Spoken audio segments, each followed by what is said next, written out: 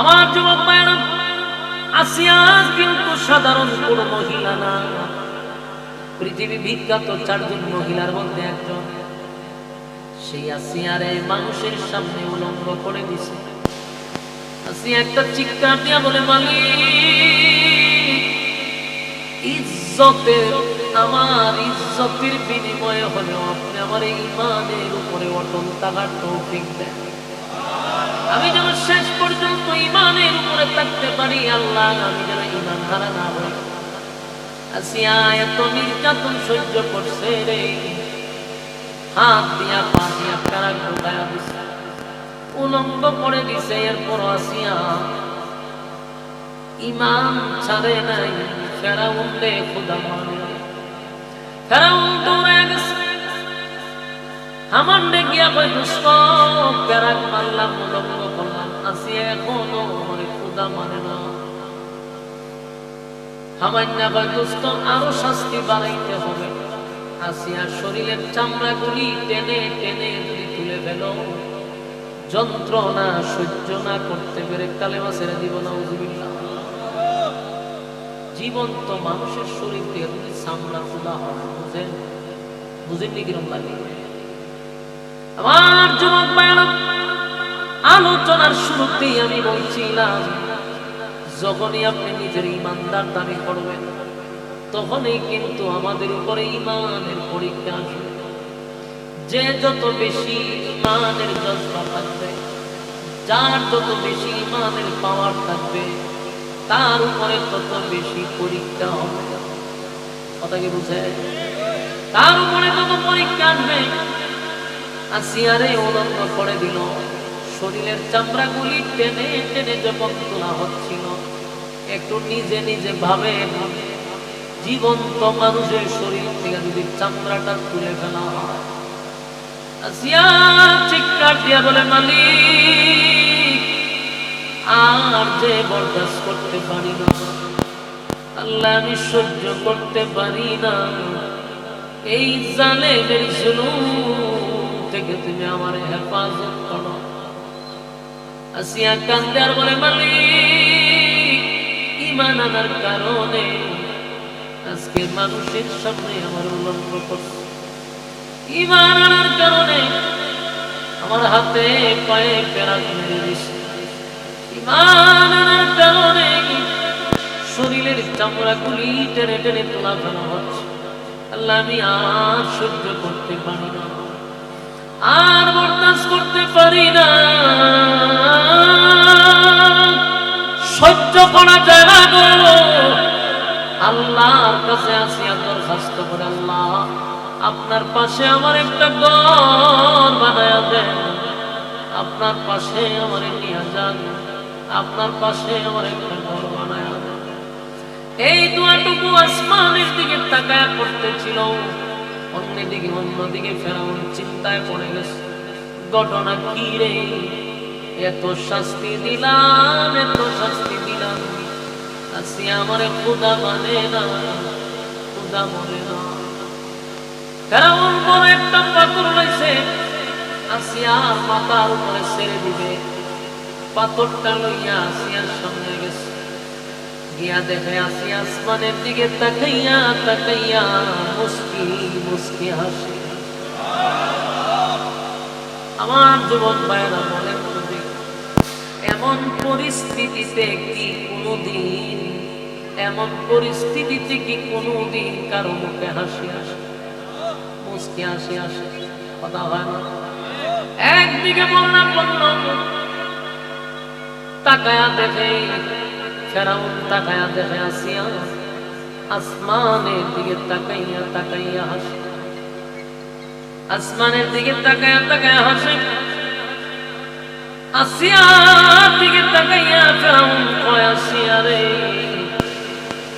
মরণাপন্ন এই পরিস্থিতিতে তুমি কেমনে মুস্কি মুস্কি হাসো? আসিয়া কয়, ফেরাউন, আমি যা দেখি তুমি তা দেখছ না। আমি আমার আল্লাহর কাছে দরখাস্ত করছিলাম, আমার মালিক যেন আমারে মালিকের পাশে একটা ঘর বানায়া দেয়। আমি আমার মালিকের কাছে দরখাস্ত করছি, মালিক যেন তার পাশে আমার একটা ঘর বানায়া দেয়। আমি আমার চোখের সামনে তাকায়া দেখতেছি আমার মালিক জান্নাতের বালাখানা আমি আসিয়ার সামনে তুলে ধরছি। আরো জোরে বলেন, এই যুবক ভাইরা, এই জন্যই আমি বলছি আসিয়া কোনো সাধারণ মহিলা না। যেই আসিয়াকে জান্নাতের বালাখানা আল্লাহ দুনিয়াতে দেখাইছে, আসিয়া জান্নাতের বালাখানা দেখে মুস্কি মুস্কি হাসতে হাসতে যেই মাত্র উনি দুনিয়ার থেকে বিদায় হয়ে গেছে, শাহাদাত বরণ করছে। অন্যদিকে ফেরাউন বড় একটা পাথর আসিয়ার মাথায় ছেড়ে দিছে, এর আগে আল্লাহ আসিয়ারে নিয়ে গেছে। বলুন তো দেখি, আসিয়া ইমান দিছে? কথা হয় না। আসিয়া ইমান দেয় নাই, জীবন দিছে, জীবন দিছে, কিন্তু ইমান দেয় নাই। আল্লাহ বলেন, আমিনু কামা আমানান নাস, ঈমান আনো ওই মানুষদের মতো যারা ঈমানের পরীক্ষায় উত্তীর্ণ হয়েছে। এর মানে ঈমানের পরীক্ষা আসিয়া দিছে, তোমরা তাদের মতো ঈমান আনো। ঈমানের পরীক্ষা আব্দুল্লাহ বিন তামের দিছে, তাদের মতো ঈমান আনো। সুমাইয়া ঈমানের পরীক্ষা দিছে, তাদের মতো ঈমান আনো। খাব্বাব ঈমানের পরীক্ষা দিছে, বেলাল ঈমানের পরীক্ষা দিছে, হুমায়ব রাদিয়াল্লাহু তাআলা ঈমানের পরীক্ষা দিছে। অসংখ্য অগণিত সাহাবায়ে কেরাম ঈমানের জন্য জীবন দিছে রে, কিন্তু ঈমান দেয় নাই। সুবহানাল্লাহ। আমি আপনার ঈমানের একটা পাওয়ারের কথা শুনি, দিলের কান লাগায় শুনবেন। আমিনু কামা আমানান নাস, ঈমান আনো ওই মানুষদের মতো। আল্লাহ কেন বললেন? তাদের ঈমানের কত পাওয়ার, কত পাওয়ার, একটু দিলের কান লাগায় শুনবেন। খলিফাতুল মুসলিমিন উমরের শাসন আমলে চতুর্দিক দিয়ে খালি মুসলমানদের বিজয়, মুসলমানদের বিজয়। আপনারা জানেন, অর্ধ পৃথিবী যার আঙ্গুলের ইশারায় পরিচালিত হইত, উনি হলেন খলিফাতুল মুসলিমিন হযরত উমর। সুবহানাল্লাহ। হযরত উমর অর্ধ পৃথিবীর বাদশা ছিলেন। আমেরিকা, রাশিয়া নয়, চীন, জাপান নয়, অর্ধ পৃথিবী যার আঙ্গুলের ইশারায় হয়েছে। যেদিকে যুদ্ধে যাইত মুসলমানদের বিজয় হইত। অথচ লক্ষাধিক সেনাবাহিনী অস্ত্র নিয়ে তারা নামলে পারত। 60 লক্ষের সাথে মাত্র 60 সাহাবী, 60,000 সাহাবী। কোথায় 60 লক্ষ আর কোথায় 60,000? 60,000-এর কাছে পরাজিত করছে। সুবহানাল্লাহ। আবার 60,000-এর মধ্যে মাত্র 60 ধরে 60,000-এ দূরেছে।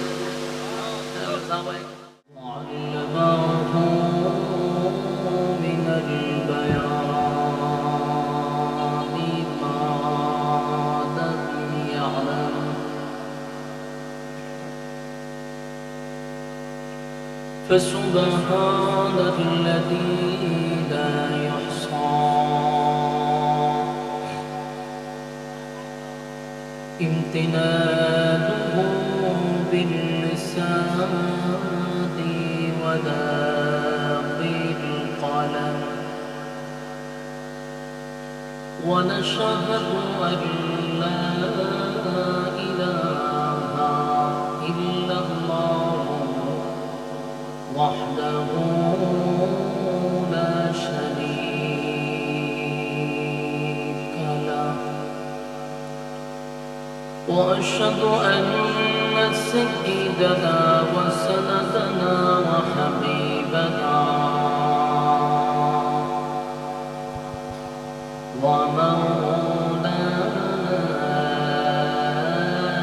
محمدا عبد الله ورسوله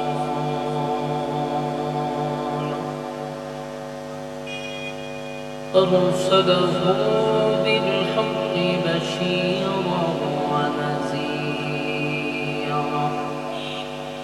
وداعيا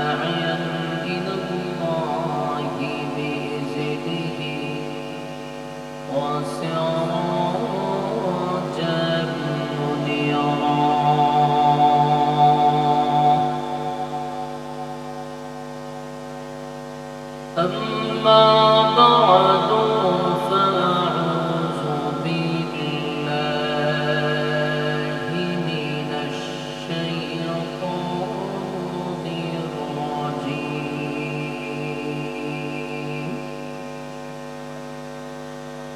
بسم الله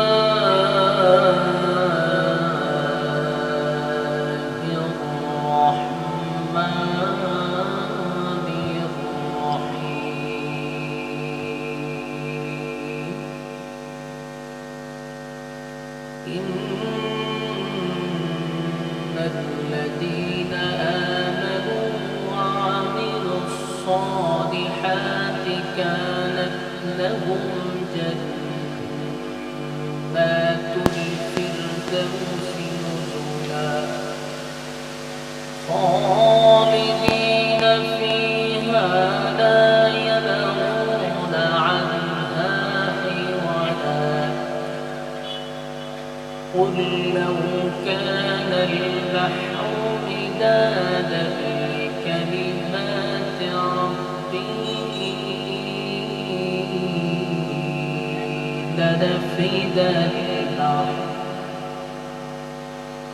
لنفد البحر قبل أن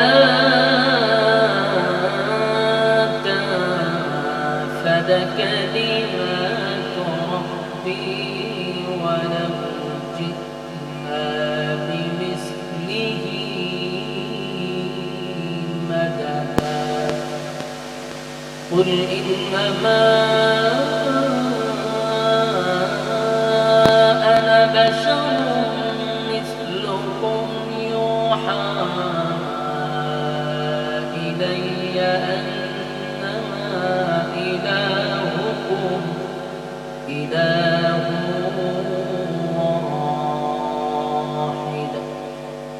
فمن كان يرجو لقاء ربه فليعمل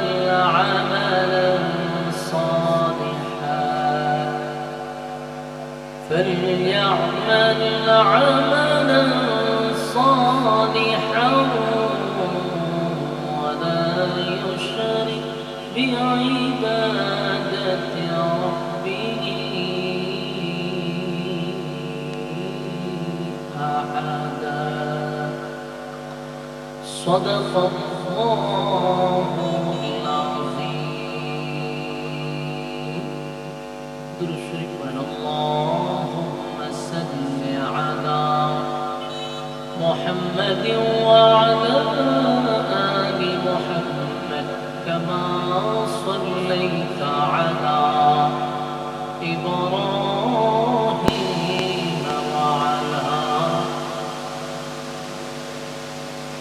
إنك حميد مجيد. اللهم بارك على محمد وعلى آل محمد كما باركت على إبراهيم وعلى آل إبراهيم إنك حميد مجيد.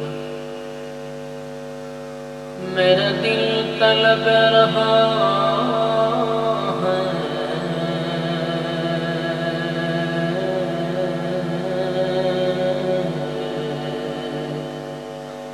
मेरे जल ले रहा है सीना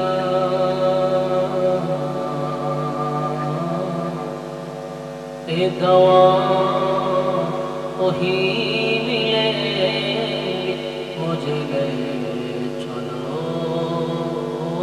मदीना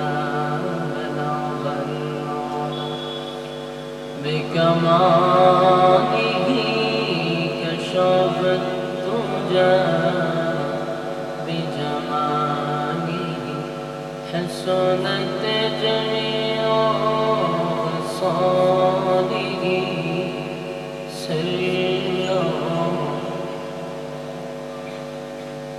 मुफ्ती का चमके सितारा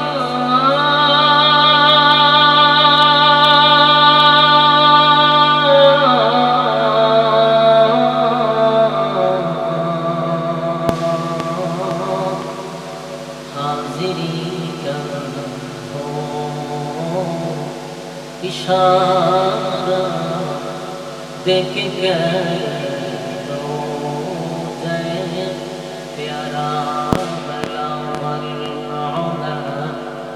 بكماله كشف الدجى بجماله حسنت جميع خصاله سلوا ذكر بطن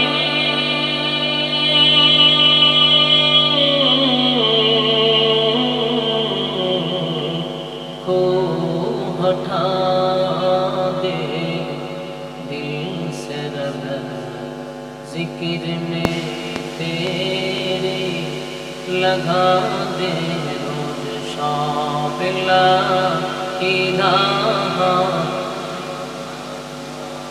বাহিরের সাউন্ড কিন্তু ভাই বাহিরের দিকে আইছেন বাহিরের সাউন্ড স্পষ্ট না إلا الله لا إله لا إله إلا الله لا إله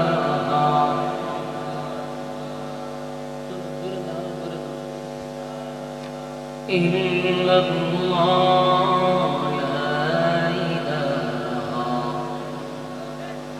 لا إله إلا الله محمد رسول الله صلى الله عليه وسلم الحمد لله আয়োজিত আজকের এই পশ্চিম দর্শা গ্রামবাসী তাফসীরুল কোরআন মাহফিলের সম্মানিত আজকের যিনি সভাপতি আজকের মাহফিলের সভাপতিত্ব করছেন হযরত মাওলানা সালমান আহমদ আফতাবী সাহেব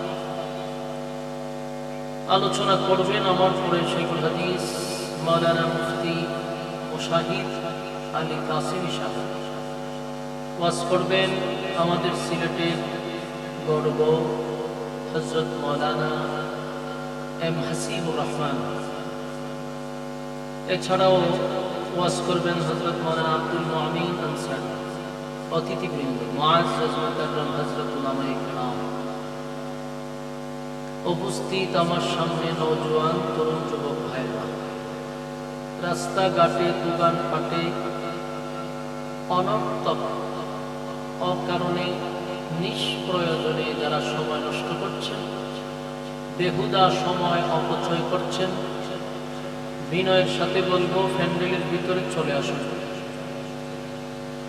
মাজালিসুল কুরআন মাজালিসুল্লাহ কোরআন হাদিসের মজলিস এটা আল্লাহর মজলিস যতক্ষণ প্যান্ডেলের ভিতরে থাকবেন নাযালাত আলাইহিমুস সাকিনা উপর থেকে সাকিনা রহমত নাযিল হবে খুশি না বেজান এই জন্য রাস্তাঘাটে বেহুদা সময় নষ্ট না করে প্যান্ডেলের ভিতরে বসে যায় বাহিরে কি দিচ্ছেন আউটপুটে সাবধান আউটপুট বুঝলাম আমরা নতুন না পুরান এটা তো আমরা কাজ দিয়ে বোঝা যেত কাজ দিতে বইলা দিব আমরা পুরানটা নতুন রাস্তাঘাটে মেহেরবানি করে প্যান্ডেলে চলে আসি আমরা অনর্থক সময় নষ্ট না করি সম্মানিত সুধী আপনাদের পশ্চিম দর্শা গ্রামবাসী অক্লান্ত পরিশ্রম করে রাতকে দিন পড়ে এই সুন্দর একটি আয়োজন আপনাদেরকে উপহার দিয়েছে আপনাদের উচিত আজকে দুনিয়ার সমস্ত ব্যস্ততাকে পিছনে রেখে আপনার এই প্যান্ডেলের ভিতরে চলে আসা, যেন এই যুবকরা এই মাহফিলটা প্রত্যেক বছর করানোর জন্য একটা উৎসাহিত হয়, আগ্রহ তৈরি হয়। এই জন্য আপনারা রাস্তাঘাটে আর সময় নষ্ট না করেন। আমরা যদি আগামীকালকে বেঁচে থাকি, হায়াত যদি থাকে, তাহলে আড্ডা মারার সুযোগ আমাদের হাতে থাকবে যদি বেঁচে থাকবে। কিন্তু আগামীকাল বেঁচে থাকলে ওই মাহফিলটাতে বসার কোনো সুযোগ নাই। এই জন্য আমরা সময়টাকে গুরুত্ব দেওয়ার চেষ্টা করি। আমি আপনাদের সামনে কয়েকটা আয়াতে কারিমা তেলাওয়াত করলাম। আয়াতগুলিকে সামনে রেখে কিছু কথা উপস্থাপন করতে চাই। আল্লাহ রাব্বুল আলামিন বলনে ওয়ালাকে বলা, শুনলে ওয়ালাকে শ্রবণ করার তৌফিক দান করে। আমিন। সম্মানিত সুধী,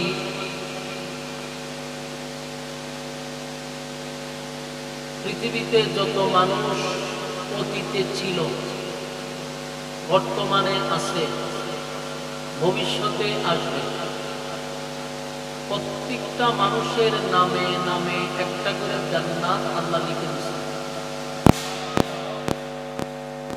প্রতিটা মানুষের জন্য একটা করে জান্নাত আল্লাহ লিখে রাখছে। আল্লাহ তার কোন বান্দা বান্দিকে জাহান্নামের আগুনে পোড়াইতে চায় না। কোন বান্দাকে জাহান্নামের আগুনে জ্বালাইতে চায় না। এই জন্যই প্রত্যেকটা মানুষের নামে নামে জান্নাত আছে। কিন্তু সবার নামে জান্নাত থাকলেও সবাইকে আর জান্নাত পাবে? কথা হয় না, একটু হানা বললেন। ফেরাউনের নামেও জান্নাত ছিল, নমরুদের নামেও জান্নাত ছিল, হারুনের নামেও জান্নাত ছিল, সাজ্জাদের নামেও জান্নাত ছিল, আবু জাহেলের নামেও জান্নাত ছিল। প্রত্যেকের নামে নামেই জান্নাত ছিল। কিন্তু তারা কি জান্নাত পাবে? তারা যেমন জান্নাত পাবে না, যেই কারণে আমরা যদি একই কাজে একই রাস্তায় হাঁটি, তাহলে আমাদের নামে জান্নাত থাকা সত্ত্বেও আমরা তাদের মতোই জান্নাত পাবো না। যারা জান্নাত পাইছে আমরা তাদের মতো চলতে হবে, তাদেরকে অনুসরণ করতে হবে। এই জন্য আল্লাহ এক আয়াতে বলেন, আমিনু কামা আমানান নাস।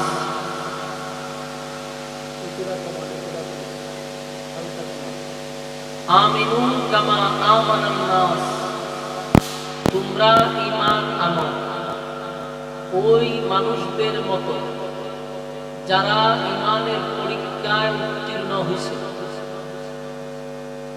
আল্লাহ কিন্তু আমাদের মতো ঈমান আনার কথা বলে নাই, বলছে ওই মানুষদের মতো। ওই মানুষ বলতে কারা?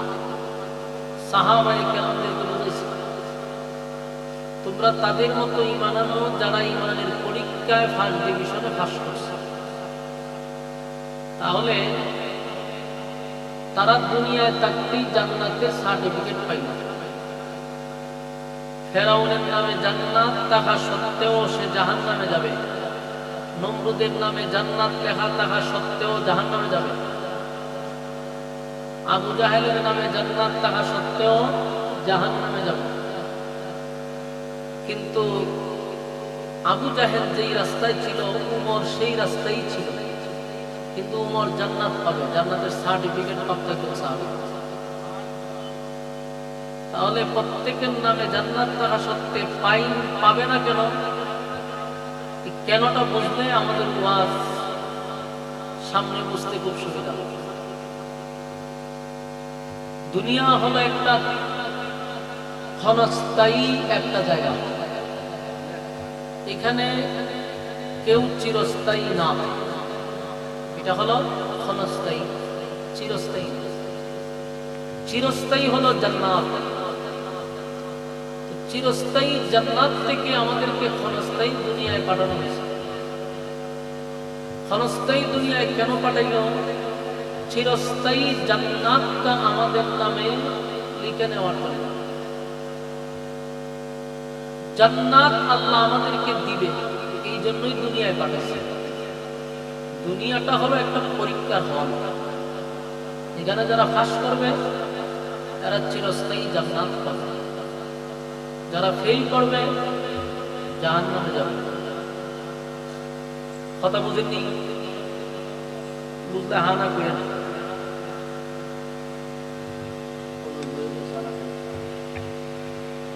যারা দুনিয়াতে আসছে এটা ক্ষণস্থায়ী।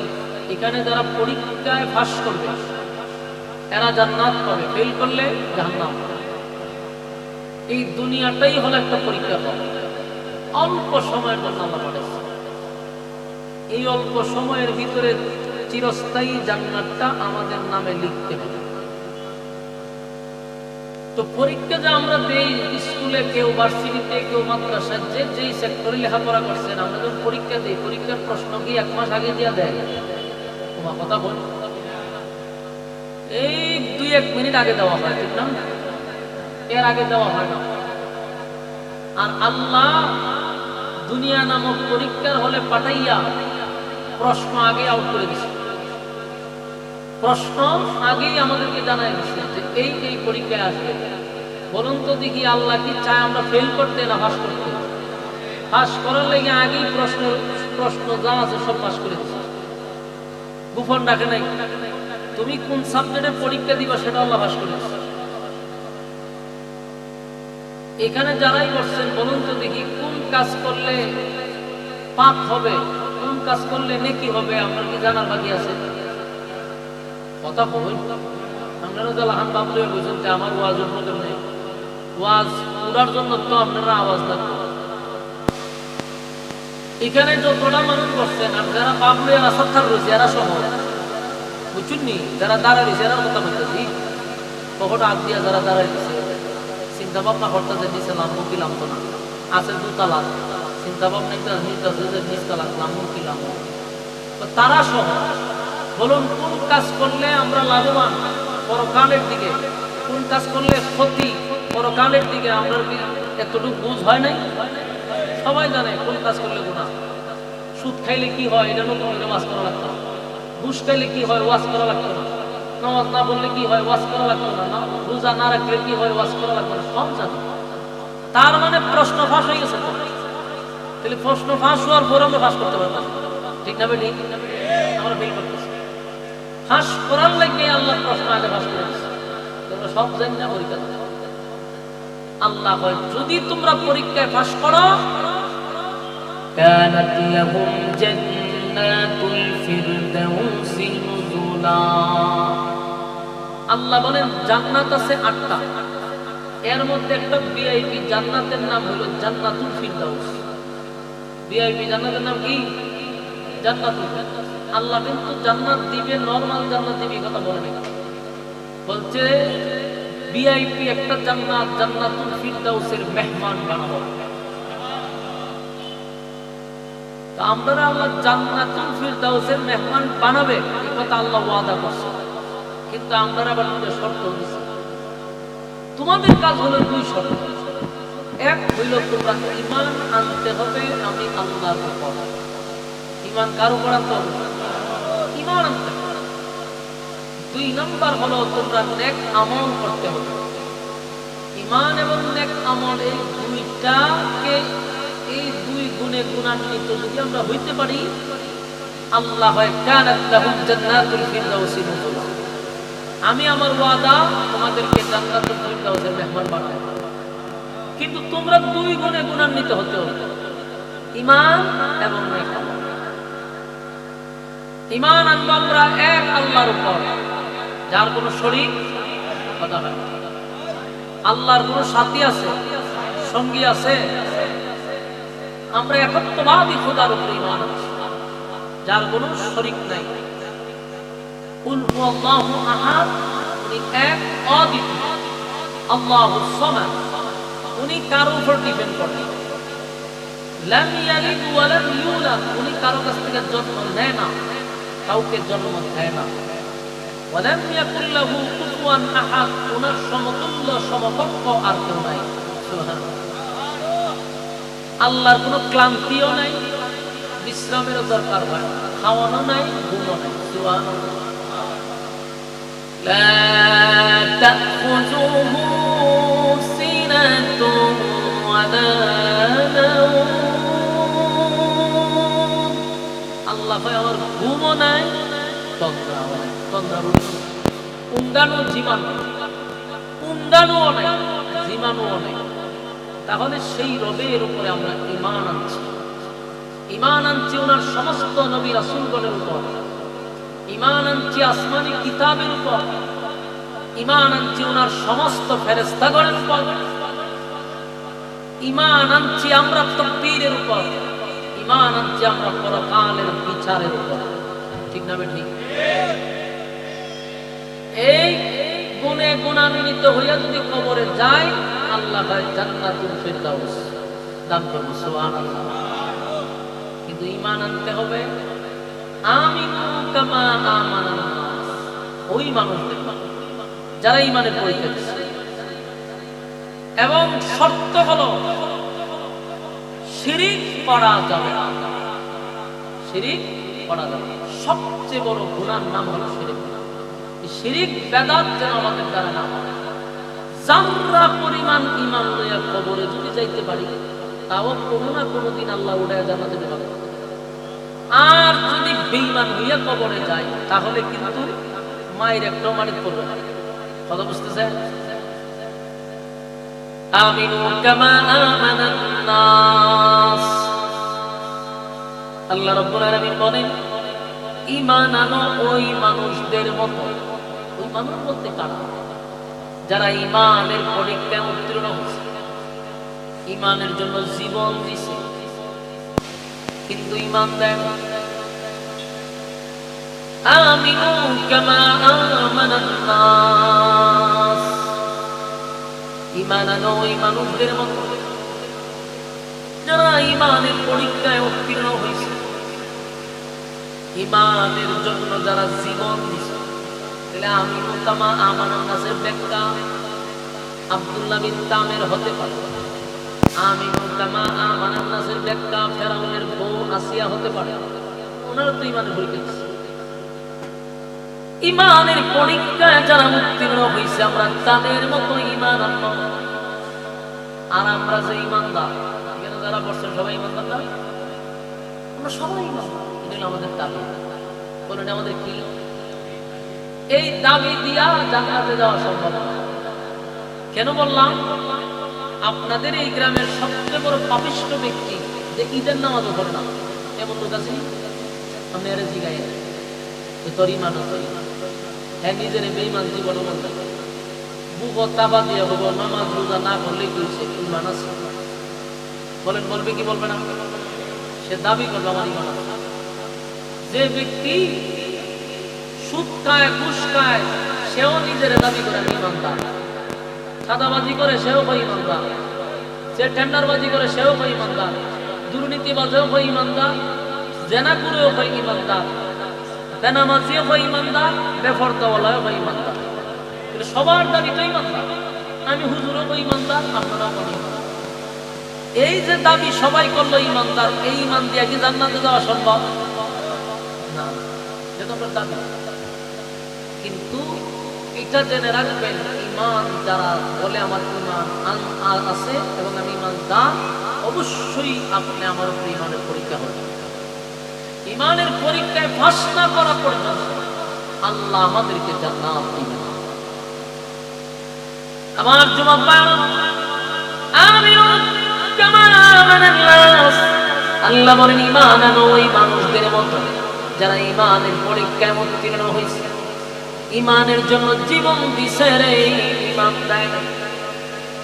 আব্দুল্লাহ বিন তামের হতে পারে যুবক নিজের ঈমান দিছে না, বরং জীবনটা দিয়া দিছে। ফেরাউনের বউ আসিয়া জীবন দিয়া দিছে, কিন্তু ঈমান দেয় না। অসংখ্য সাহাবায়ে কেরাম জীবন দিছে, ঈমান দেয় না। আর আমরা কংসার কাছে ঈমান বিক্রি করি। ঠিক না বেটি? পালা হইলে কেউ চা খাওয়াই আমরা ঈমান বিক্রি করি। ঈমান আমরা সকাল বিকাল বিক্রি করি। আবার বুড়ের আগের রাত্রে 500 টাকার কাছে বিক্রি হইয়া বিক্রি করি। আমরা ঈমানের এই তাও। আল্লাহ রাব্বুল আলামিন বলেন, ইন্নাল্লাযীনা আমানু ওয়া আমিলুস সালিহাত, এক নাম্বার হলো ঈমান, দুই নাম্বার হলো নেক আমল। ঈমান শুধু দাবির বেলায় নয়, আমি ঈমানদার এত দাবি করি ঈমানদার হওয়া যায় না। ঈমানের পরীক্ষা বেড়ে, ঈমানের পরীক্ষায় উত্তীর্ণ হতে হবে, ফার্স্ট ডিভিশনে পাস করতে হবে। আল্লাহ কয় আমি প্রত্যেকটা ঈমানদারের কাছ থেকে পরীক্ষা নিব। নবী রাসূলের কি আল্লাহ পরীক্ষা করছে, আর আমি আর তুমি বিনা পরীক্ষায় কেমনে জান্নাত পাবো? ঠিক ঈমানের বড় দাম, ঈমানের বড় দাম। ঈমান হলো আমাদের জন্য অ্যাকাউন্ট। অ্যাকাউন্ট যদি আপনার থাকে টাকা জমা হবে, আর অ্যাকাউন্টে যদি না থাকে টাকা রাখতে হবে। বুঝছেন নি? ব্যাংকে গিয়ে যখন 1 লাখ টাকা জমা রাখেন, দিলাম আপনার অ্যাকাউন্ট নাম্বার, অ্যাকাউন্ট নাম্বার নাই, তো কোনো টাকা রাখতে হবে, টাকা না উঠে যাবে। আপনারা পাগল করবেন, অ্যাকাউন্ট নাই, টাকা জমা যাবে না, তাহলে অ্যাকাউন্ট লাগবে। ঠিক তেমনি ভাবে ঈমান যদি না থাকে তাহলে নামাজ কই রাখবেন? নামাজ টাকার জায়গা নাই তো। ঈমান হলো অ্যাকাউন্ট। ঈমান থাকলে নামাজ, রোজা, হজ, যাকাত, ভালো মন্দ সব ঈমান থাকলে পড়ে। ঈমানই নাই, আমরা নামাজ রোজা করে কি করব? হিন্দু যদি নামাজ পড়ব নি, কথা কইটা দি, খ্রিস্টান নামাজ পড়ব, এরা কি নাই? অ্যাকাউন্ট, ঈমান। আমিনু কামা আমানান নাস, ঈমান আনতে হবে এদের মধ্যে। ঈমানের পরীক্ষা হবে, সেই পরীক্ষায় পাস করতে হবে। আবার যুবক ভাইরা, যুগে যুগে ঈমানের পরীক্ষা হইল, আমরা যেন কোনোভাবে ঈমান হারা না হই। বিভিন্ন চক্রবাইজ, বিভিন্ন ষড়যন্ত্র, আল্লাহ ছাড়া কারো কাছে মাথা নত করা যাবে না। রাজি আছে?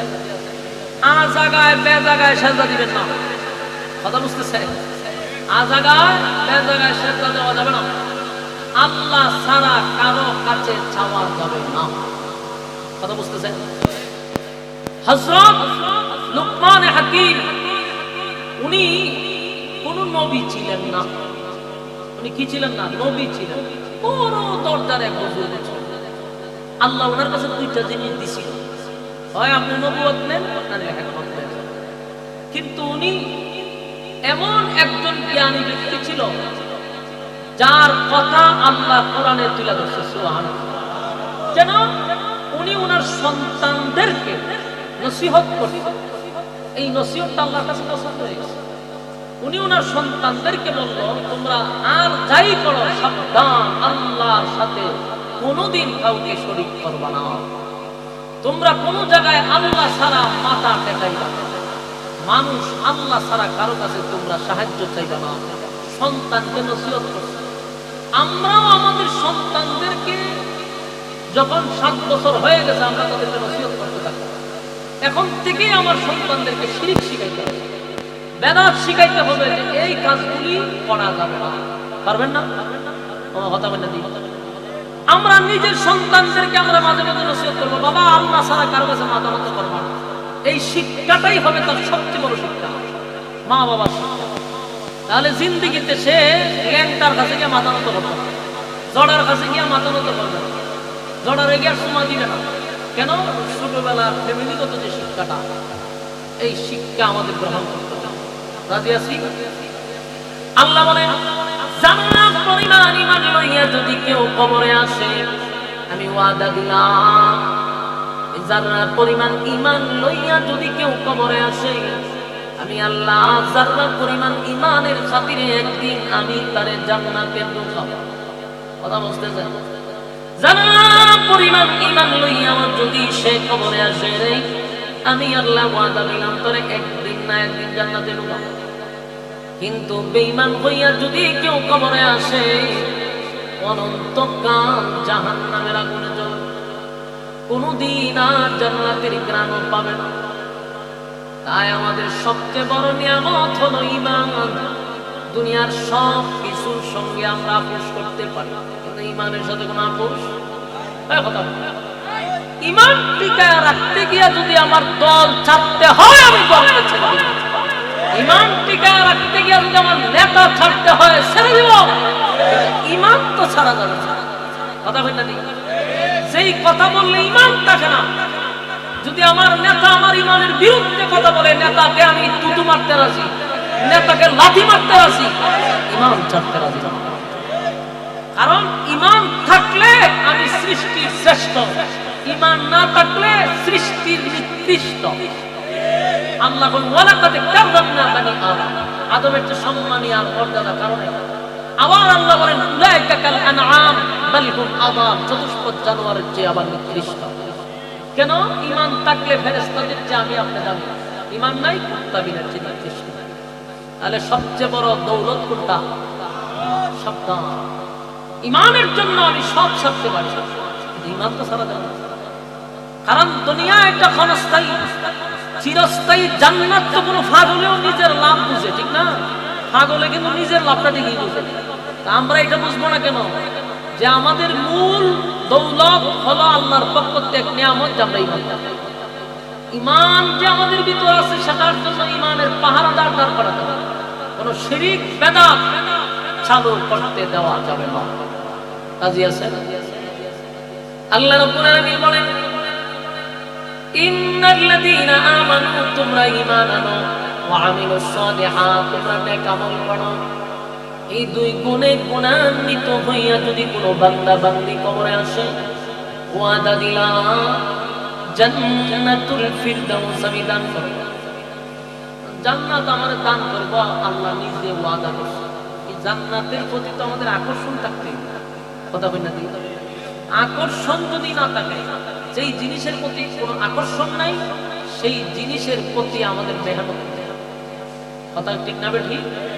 বুঝার চেষ্টা করুন। প্রথম আপনাকে এটার প্রতি লোভ থাকতে হবে। লোভ থাকলেই মানুষ এটা পিছনে ঘুরে। যেমন গাছে একটা পাকা আম পাকছে, এটা দেখে আমরা লোভ আসে। লোভ আসলে পরে আমরা ব্রেইনও ঢুকবো, যেমন কিভাবে কি করা যায়, তখন ব্রেইনে আসবে। এটারে লোভ যেহেতু আসছে, তখন আপনার ব্রেইনে কাজ করবে, যেটা কাল পর্যন্ত আমার বুঝতে হবে। তখন আপনার মেহনত শুরু হয়, গাছে ওঠা শুরু হয়েছে। সেখান থেকে আম আপনি পারলেন, নিচে নামলেন, আম ধুইলেন, খাইলেন, আমরা সাকসেস, ঠিক না বেটি? কারণ প্রথম আপনার লোভ আসছে দিকে আমরা গাছে উঠছে। লোভ না থাকলে মেহনত আসতো না, মেহনত না করলে সাকসেস হতে পারে, ঠিক না বেটি?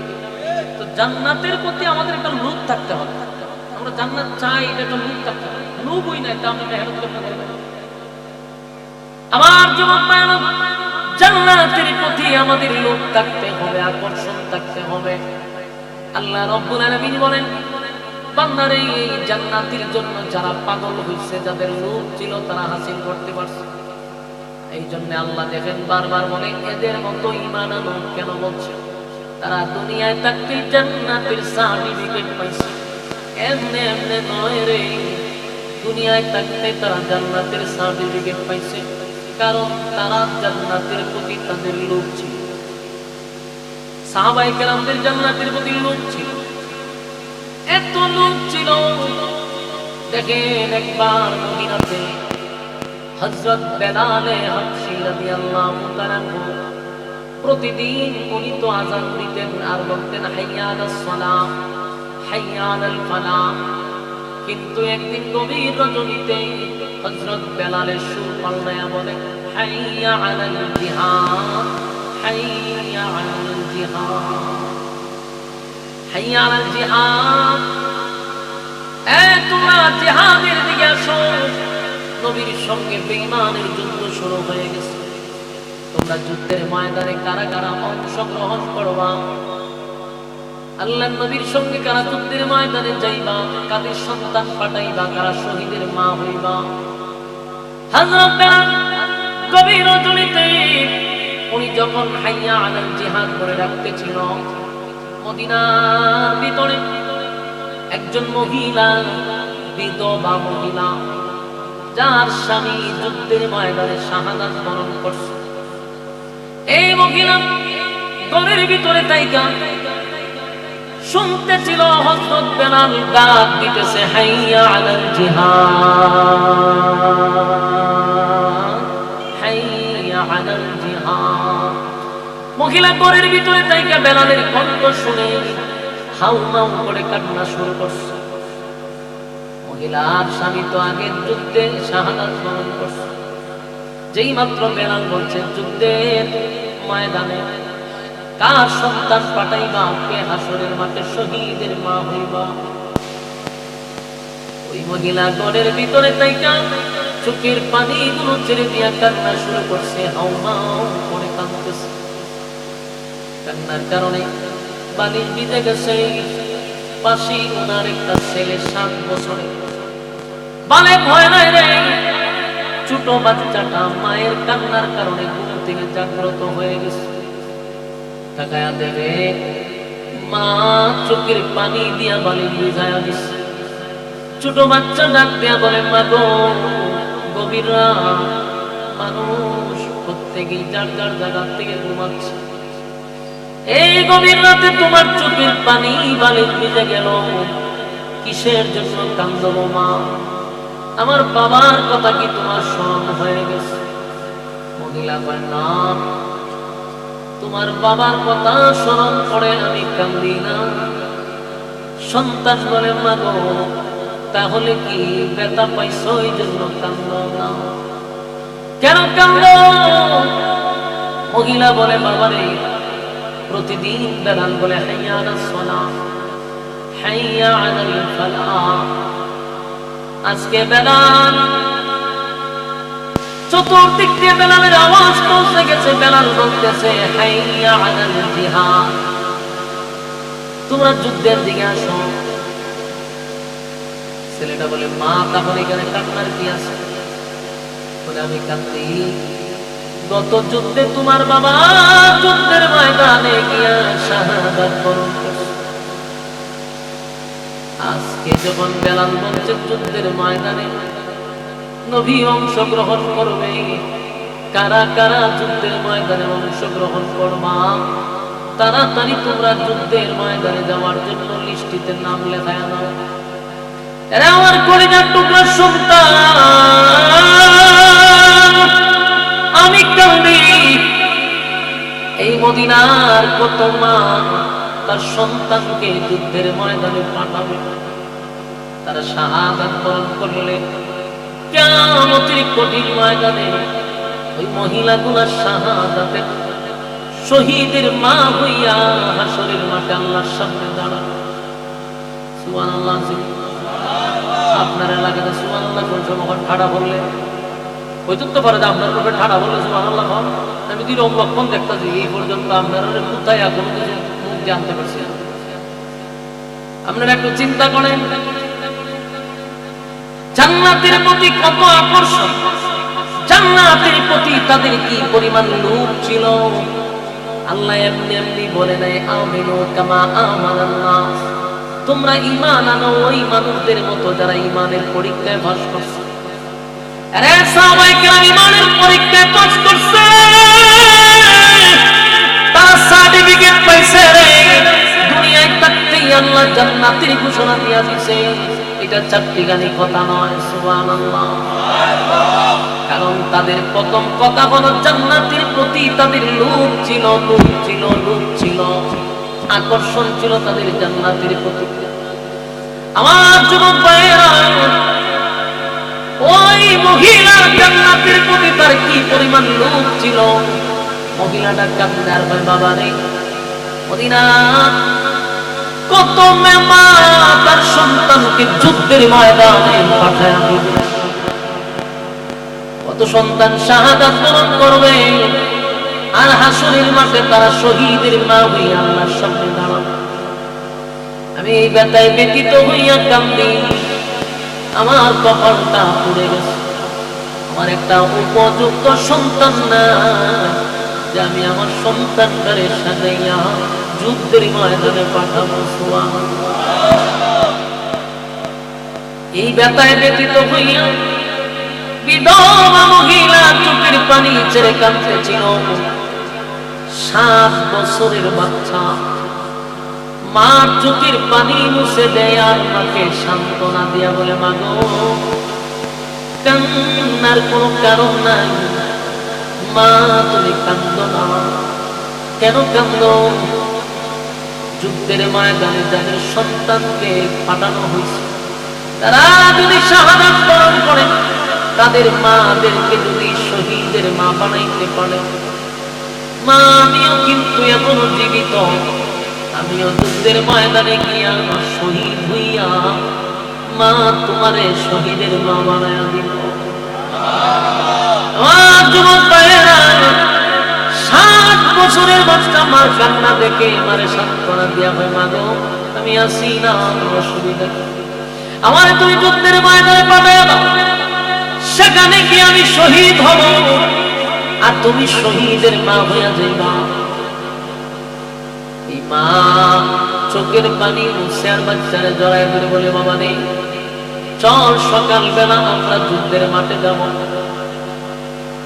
ফজরের পরে মহিলা তার সন্তানকে নিয়ে মসজিদে নববীর পাশে গিয়া দাঁড়াইছে।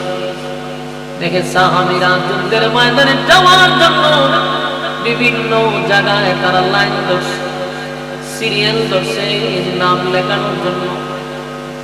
নাম লেখানো শুরু করলো, কে যাবে যুদ্ধের ময়দানে।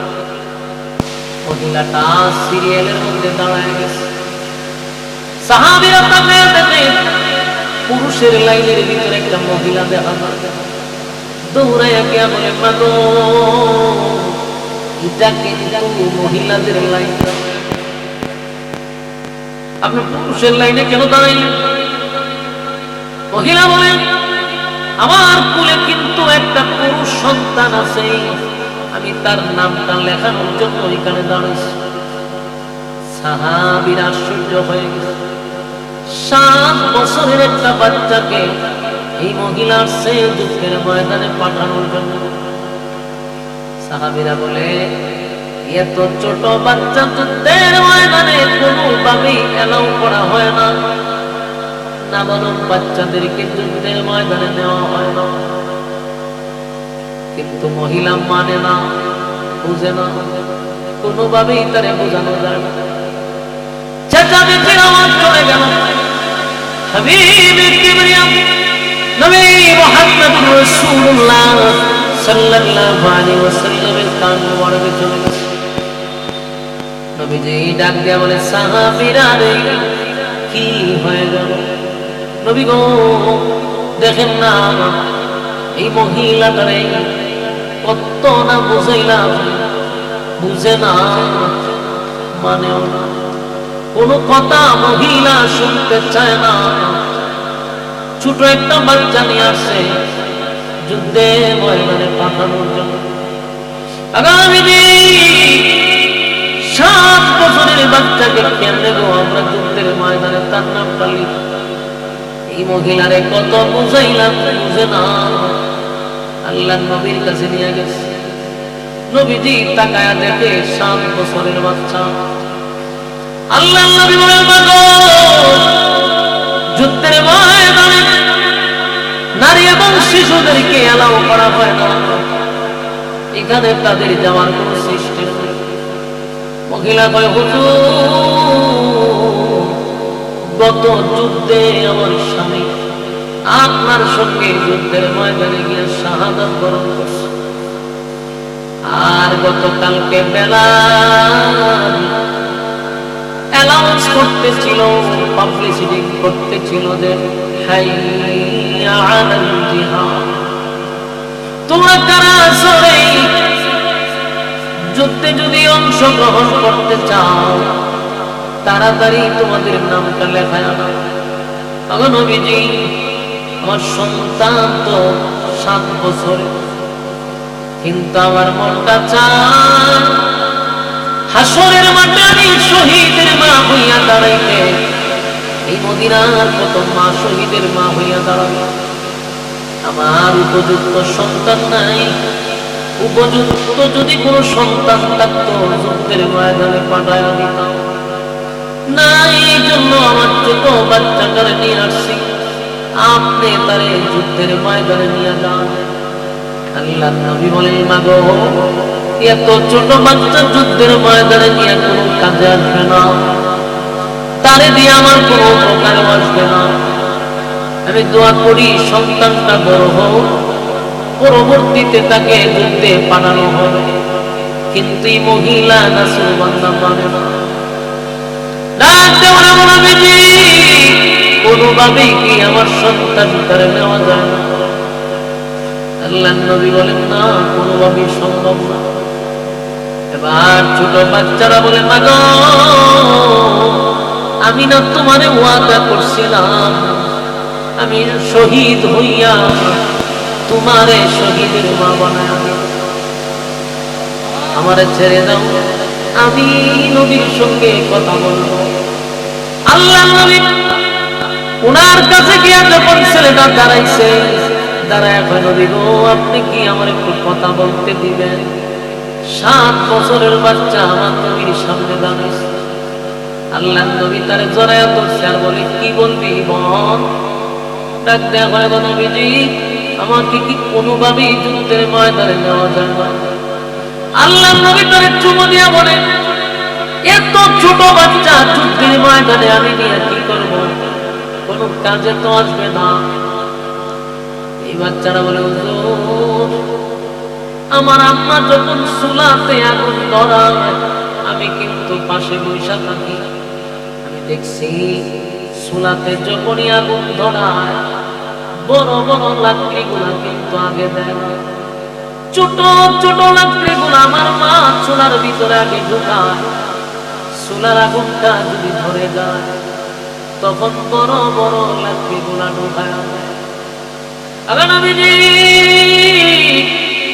যুদ্ধের ময়দানে আমাদের মতো ছোটদেরকে যুদ্ধের ময়দানে শহীদ হওয়ার পরে যুদ্ধের ময়দানের আগুনটা ধরাইয়া দিলাম, পরে আপনার বড় বড় সাহাবীরা সেখানে অংশগ্রহণ করবে।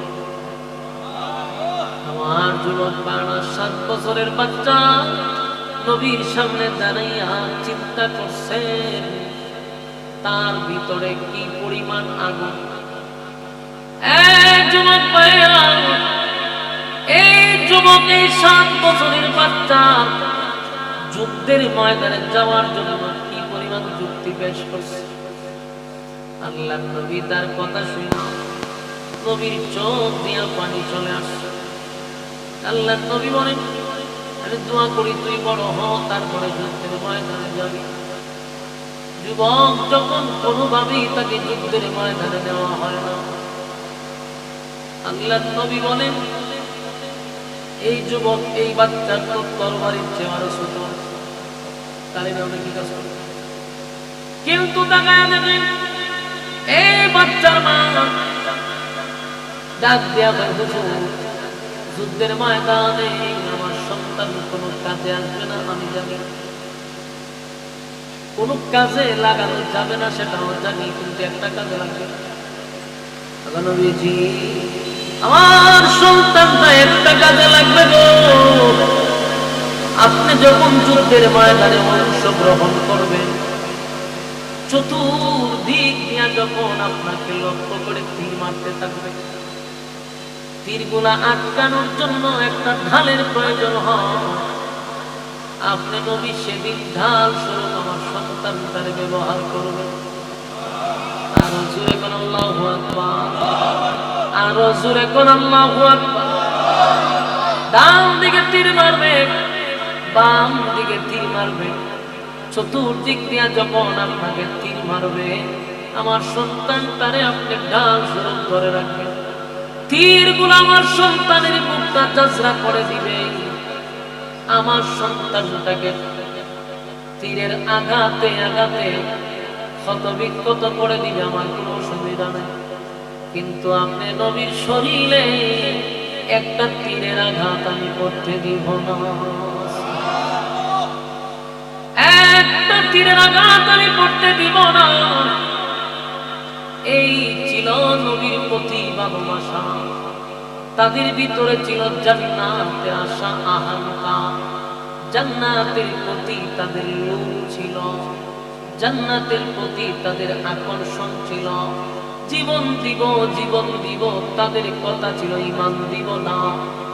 আর যুবক ভাইরা, ইমানের এত পাওয়ার ছিল, এই জন্য আল্লাহ বলেন আমিনু কামা আমানান নাস, ঈমান আনো ওই মানুষদের মতো যারা ঈমানের পরীক্ষায় উত্তীর্ণ হয়েছে।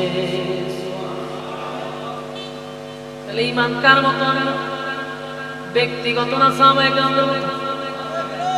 সাহাবায়ে কেরামদের মতো ঈমান আনলো। শুধু সাহাবায়ে কেরামদের মতো না, আল্লাহ আমিনু কামা আমানান নাসের ব্যাখ্যা কিন্তু সাহাবায়ে কেরাম শুরু দেন। আল্লাহ বলছে ওই মানুষদের মতো যারা ঈমানের পরীক্ষায় উত্তীর্ণ হয়েছে। ইতিহাস ঘেটে দেখা যায় ঈমানের পরীক্ষা তো ফেরাউনের দাসীও দিছে, ফেরাউনের বিরুদ্ধে কাজ করতে এই মহিলাও ঈমানের পরীক্ষা দিছে। তাহলে ওই মহিলার মতো ঈমান আনতে হবে। আমিনু কামা আমানান নাসের ব্যাখ্যা ফেরাউনের বউ আসিয়াও হতে পারে।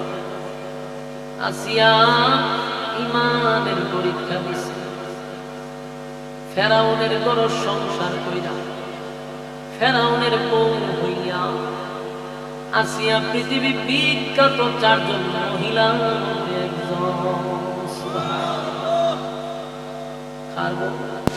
ফেরাউনের বউ চিন্তা করছে, ফেরাউনকে বালা মানুষ আছে, তোমার কথা দিও না। ফেরাউন ছিল জালেম, মানুষের উপর জুলুম করত, নিজেরে খোদা ডাকত, মানুষ তারে খোদা না মানলে হত্যা করত। আর তার প্রথম শাস্তিটা ছিল মানুষকে প্যারাক মারতে। প্যারাক বুঝুননি? লোহা ডুবাই দিত হাতে দিয়ে, কাঠের সাথে হাত পায়ে প্যারাক মারতে। তারে যারা খোদা মানত না তাদের উপরে অত্যাচার করত। একবার ফেরাউন আসিয়ার সামনে বুক ফুলাইয়া বলতেছে, শোনো, আমাদের ঘরেতে কাজ করতো কাজের মহিলা মা শ্বেতা, এই মাইয়াটারে তো হত্যা করছি, তার বাচ্চা কাচ্চা গুলোরও হত্যা করছি। নাউজুবিল্লাহ আসেনি? উনানো গুণা লাগানি লাগে, আপনারা জানান এটি লাগাই লিবেন সিস্টেম সিস্টেম করে শিক্ষারা খাত করতে হবে। চিন্তা করে ফেরাউন নিজে কত বড় জালেম ছিল, মানুষের উপরে তো জুলুম করতই, নিজের ঘরের কাজের মহিলাকে হত্যা করছে, তার 4টা বাচ্চাকেও সে হত্যা করছে। আবার এই কথাগুলি গর্বের সাথে আসিয়ার কাছে বলতেছে, কমাই যাবে কি করছো? আমাদের ঘরে কাজ করতো মহিলার মারছে। কেন? আমার খুদা মানে না। আসিয়া ঘরে জালেমের জালেম কি খুদা মানে দিকে মেরে লেছে? কি বলো আমার ভাই আমার ঘরে আমার খুদা মানে না, এলিয়ে মেরে লেছে। আসিয়া ফেরাউনের সামনে দাঁড়ায় বলল, তুই নিজের যে খুদা দাবি করস কোন অ্যাঙ্গেলে?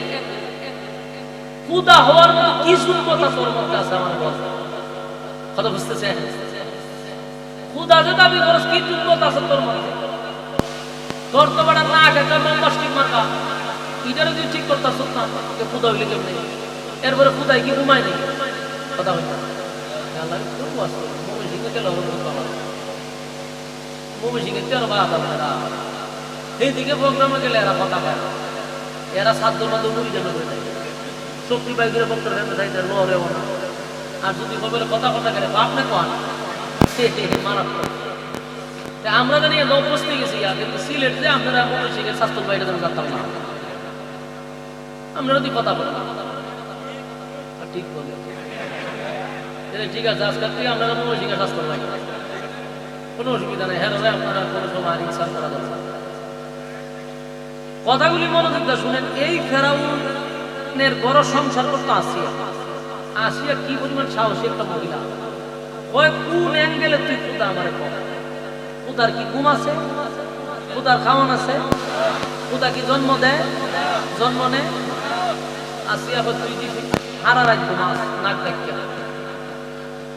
তারপরে তুই ইচ্ছা মতো গলা পর্যন্ত খাস, তুই খাস ঘুম আস, আবার তুই সন্তানও জন্ম দেশ, দিতে দিতে 4-5টা বাচ্চার বাবু ঠিক আছে, তুই খবর তুই গিয়া জন্ম দেশ, তুই খাস, তুই ঘুমাস।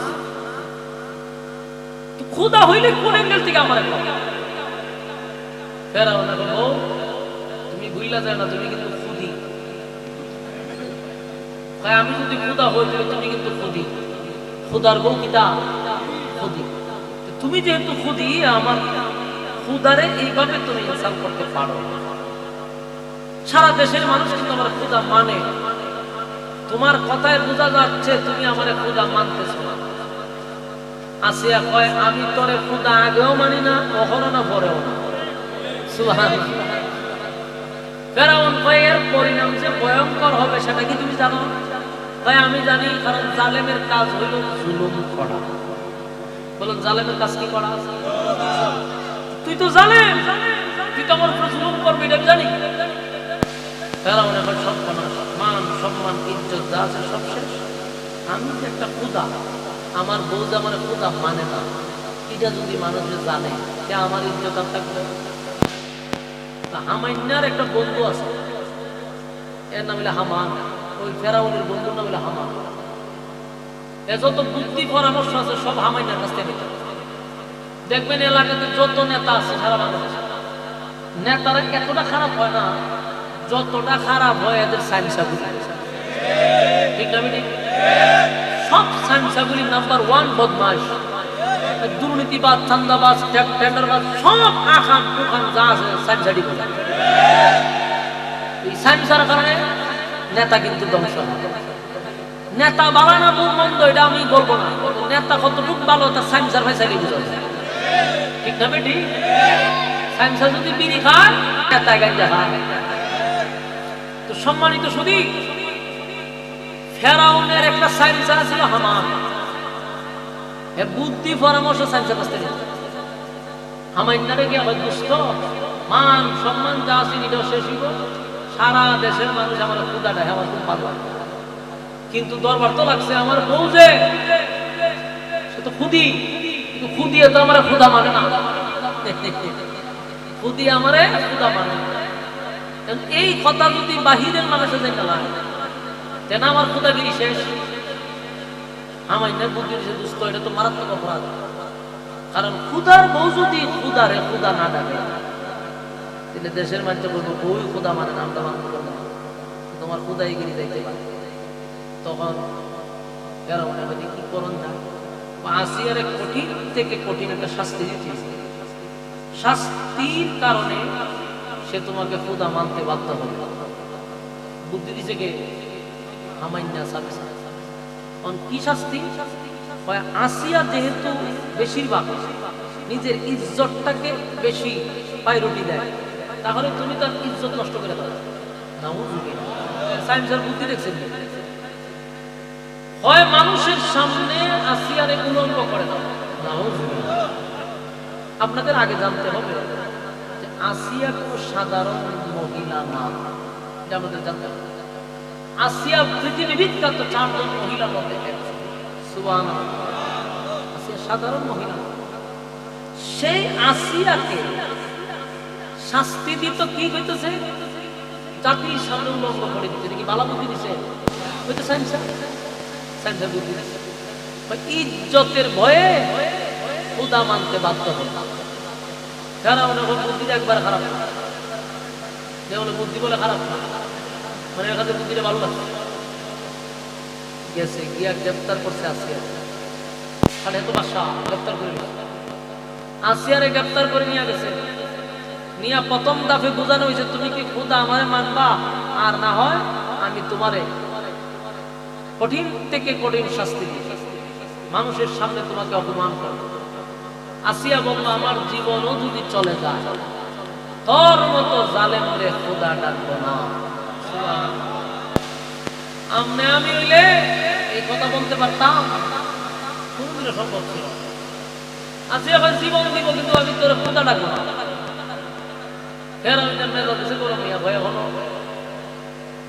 আমার এই পর্যন্ত আমার বড় খাইলো, আমার বড় থাকলো, আমার বাচ্চা কাচ্চা জন্ম দিল, সে আমারই খুদা মানে। আসিয়ারে মানুষের সামনে নিয়ে গেছে। নিয়া প্রথমেই আসিয়ার হাতে, 2 হাতে এই যেটা এর অভ্যাস মানুষ বলে একটা রাখবে, নিজের স্ত্রীকেও সে ছাড়ে নাই, নিজের স্ত্রীকে পর্যন্ত ছাড়ে নাই। খাটের সাথে এইভাবে হাতে প্যারাক মারছে, পায়ে প্যারাক মারছে। আপনারা আমার কথা বুঝুন, হাতে তা যদি লোহা ঢুকাইয়া খাটের সাথে আপনারা ডিগ দিয়া দেয়, দুই হাতে, কি বুঝেন? সহ্য করতে পারবেন? দুই পায়ে দুই হাতে যদি প্যারাক মেরা দেয়, আমরা যদি টেরা ফেরাক রেখে তা পাবো, ও ফেরাক ফেরাক মারি অবাই দিলু ভাইয়া, অবাই দিবাই দিস, তাও কি তার লগে খাটের লগে লাগাই দিছে, লাগাইয়া বাইরে শুরু করে দিচ্ছে। তো একটা মানুষ আমরা যে বান্দি না লাগা, হ্যাঁ ঠিক এইভাবে প্যারাক মারছে। এটা হলো ফেরাউনের প্রথম চরিত্র আছে, দূরি ফেরাক মারি, এই জন্য এর ফেরাউন বলা হয়েছে। নিজের বিবিটারও সে ছাড়ে না, মানুষের সামনে প্যারাক মারছে। আপনারাই বলেন, এমন একটা জীবন্ত মানুষকে যদি প্যারাক মারে সহ্য করা যায়? প্যারাক মারছে মাইরা ভাই খুদি খুদা মানবে নি? তোর মানতাম নাই, তুই জালেম, তোর লোকে কি কথা? খুদা হওয়ার তোর কোনো যোগ্যতা নাই, তোর নাক আগে ঠিক কর, বম প্লাস্টিক ফেরাউনের নাক আগে কর, তোমার তোর নিজের সুরতটাই তুই ঠিক করতাম না। খুদা হইলে তো আগে নিজের চেহারা সুন্দর করে বানাইব, ঠিক না? এর ফলে না তুই বন্দার কর্তৃত্ব খাড়াইতে, তুই নিজের চেহারাটা সুন্দর করতাম না, তো তোরে কেমনে খুদাটা ঘুমাইছে? ফেরাউন না বলে তাহলে যেটা কইছেন আমার বন্ধু এটি করতে, সবার সামনে আসিয়ার উলঙ্গ করে দিল। না আমার যুবক ভাইরা, আসিয়া কিন্তু সাধারণ কোন মহিলা না, পৃথিবী বিখ্যাত 4 জন মহিলার মধ্যে একজন। সেই আসিয়ারে মানুষের সামনে উলঙ্গ করে দিছে। আসিয়া একটা চিৎকার দিয়া বলে, মালিক, ইজ্জতের, আমার ইজ্জতের বিনিময়ে হলেও আপনি আমার ঈমানের উপরে অটল থাকার তৌফিক দেন, আমি যেন শেষ পর্যন্ত ঈমানের উপরে থাকতে পারি। আল্লাহ, আমি যেন ঈমান হারা না হই। আসিয়া এত নির্যাতন সহ্য করছে রে, হাত দিয়া পা দিয়া প্যারাক ঢুকাইয়া দিছে, উলঙ্গ করে দিছে। এরপর আসিয়া ঈমান ছাড়ে নাই। ফেরাউন রে খোদা মানে, ফেরাউন দৌড়ে গেছে, হামান্ডে গিয়া কই, দুষ্ট প্যারাক মারলাম, উলঙ্গ করলাম, আসিয়া এখনো আমার খোদা মানে না। হামান্না কয়, দুষ্ট আরো শাস্তি বাড়াইতে হবে। আসিয়া শরীরের চামড়াগুলি টেনে টেনে যদি তুলে ফেল, যন্ত্রণা সহ্য না করতে পেরে কালেমা ছেড়ে দিব না, উযুবিল্লাহ। জীবন্ত মানুষের শরীর থেকে যদি চামড়া তোলা হয়, বুঝেননি কিরম লাগে? আমার যুবক ভাইরা, আলোচনার শুরুতেই আমি বলছিলাম, যখনই আপনি নিজের ঈমানদার দাবি করবেন, তখনই কিন্তু আমাদের উপরে ঈমানের পরীক্ষা আসবে। যে যত বেশি ঈমানের জজবা থাকবে, যার যত বেশি ঈমানের পাওয়ার থাকবে, তার উপরে তত বেশি পরীক্ষা হবে। কথা কি বুঝে? তার উপরে তত পরীক্ষা আসবে। আসিয়ারে উলঙ্গ করে দিল, শরীরের চামড়াগুলি টেনে টেনে যখন তোলা হচ্ছিল, একটু নিজে নিজে ভাবেন, জীবন্ত মানুষের শরীর থেকে যদি চামড়াটা তুলে ফেলা হয়। আসিয়া চিৎকার দিয়া বলে, মালিক, আর যে বরদাস্ত করতে পারি না, আল্লাহ, আমি সহ্য করতে পারি না, এই জালেমের জুলুম থেকে তুমি আমার হেফাজত করো। আসিয়া কান্দে আর বলে, মালিক, ঈমান আনার কারণে আজকে মানুষের সামনে আমার উলঙ্গ করছে, ঈমান আনার কারণে আমার হাতে পায়ে প্যারাক মেরে দিছে, ঈমান আনার কারণে শরীরের চামড়াগুলি টেনে টেনে তোলা ফেলা হচ্ছে। আল্লাহ, আমি আর সহ্য করতে পারি না, আর বরদাস্ত করতে পারি না, সহ্য করা যায় না গো। আল্লাহর কাছে আসিয়া দরখাস্ত করে, আল্লাহ, আপনার পাশে আমার একটা ঘর বানায়া দেন, আপনার পাশে আমার নিয়ে যান, আপনার পাশে আমার একটা ঘর বানায়া দেন। এই দোয়াটুকু আসমানের দিকে তাকায়া করতেছিল, অন্যদিকে ফেরাউন চিন্তায় পড়ে গেছে। ঘটনা কি রে, এত শাস্তি দিলাম, এত শাস্তি দিলাম, আসিয়া আমারে খোদা মানে না, খোদা বলে না। ফেরাউন বড় একটা পাথর লইছে, আসিয়ার মাথার উপরে ছেড়ে দিবে। পাথরটা লইয়া আসিয়ার সামনে গেছে, গিয়া দেখে আসিয়া আসমানের দিকে তাকাইয়া তাকাইয়া মুস্কি মুস্কি হাসে। আমার যুবক ভাইরা বলেন তো দেখি, এমন পরিস্থিতিতে কি কোনোদিন, এমন পরিস্থিতিতে কি কোনোদিন কারো মুখে হাসি আসে, মুস্কি হাসি আসে? কথা হয় না। একদিকে বললাম তাকায়া দেখে ফেরাউন, তাকায়া দেখে আসিয়া আসমানের দিকে তাকাইয়া তাকাইয়া হাসে, আসমানের দিকে তাকায়া তাকায়া হাসে। আসিয়ার দিকে তাকাইয়া ফেরাউন কয়, আসিয়া রে,